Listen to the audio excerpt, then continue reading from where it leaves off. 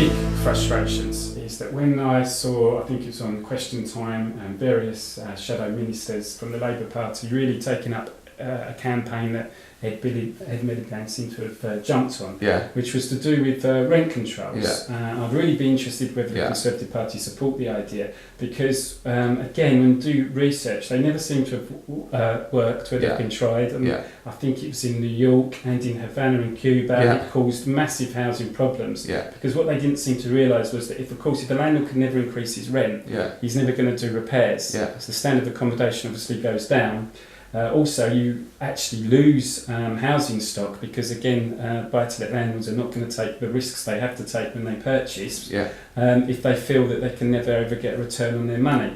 So, again, it's frustrating when I hear politicians come up with this idea and they never seem to have spoken to the industry. And you just wonder where it's come from. But I'd really like to know what the Conservative position is on that. Well, the Conservative position is very clear. We're against mandatory rent controls, full stop.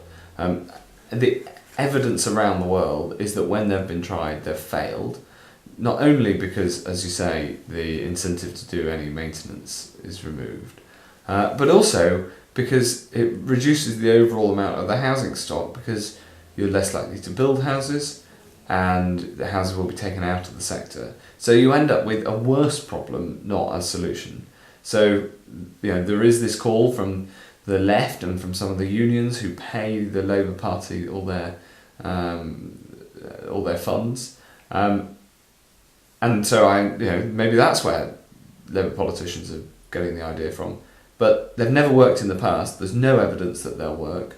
And yes, we've got to make sure that housing is as affordable as possible. But you do that by building more houses and making sure that people can get their return on building houses. The big picture answer is pretty straightforward, and we're very clear about what we think about rent controls. Thank you.